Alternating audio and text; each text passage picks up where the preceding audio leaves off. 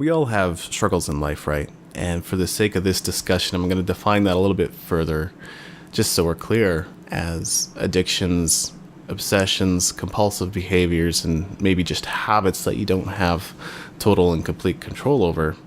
That could be anything from shopping to eating to gambling to gossip.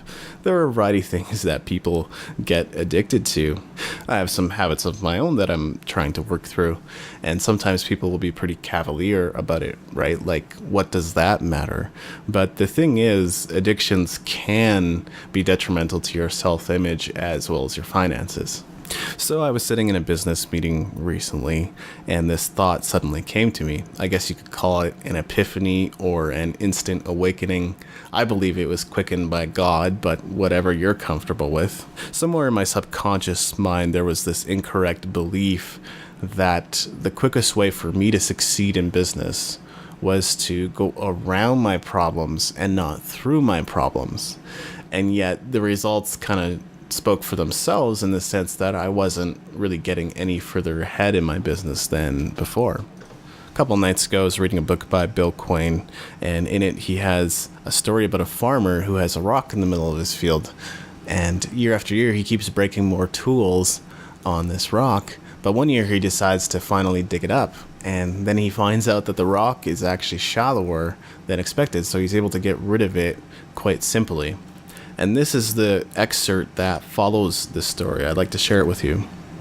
When we avoid problems, they sit in the middle of our lives like a big rock in the middle of the farmer's field. The only way to make our problems go away is to attack them head on.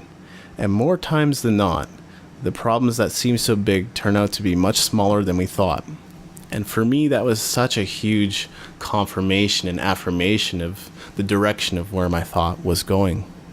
It was a confirmation that I needed to go through my problems and not around them.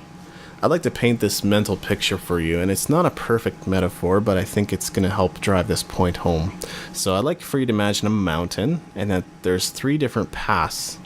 The first path goes around the mountain, and it's basically the longest way. The problem is that you may be traveling along the foothills or whatever, but the mountain is always in your peripheral vision. I think you know where I'm going with this. So this is the path of avoidance. The second path goes over the mountain. So maybe you hike a trail, or you rock climb one side and snowboard down the other, or maybe you hop in a helicopter or an airplane and go over it. It's not as long as the path of avoidance, but it still is a pretty long journey. So it may seem appealing at first, but this is the path that I call the path of treatment.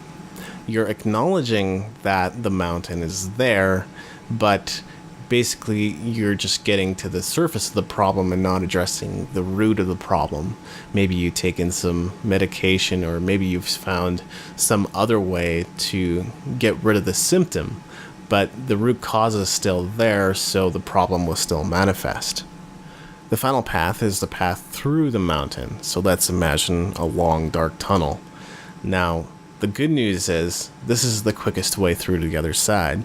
The bad news is it's dark and scary. However, if you're willing to take this path, you probably will see light sooner than you expect to see it. And this is the path that I call the path of confrontation. So the moral of the story is you can cover up your problem. You can definitely make it so others don't notice.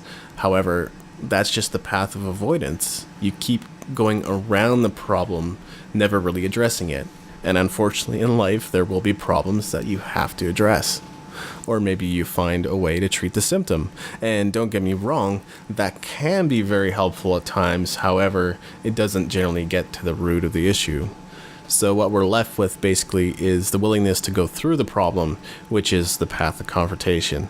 And it looks messy, and it looks dark, and it looks scary, and you may get beaten up, and you may get hurt, and you may get dirty, but it is possible to emerge on the other side victorious. For more podcasts, blogs, and other resources, go to dawcast.com. That's DAWCAST.com.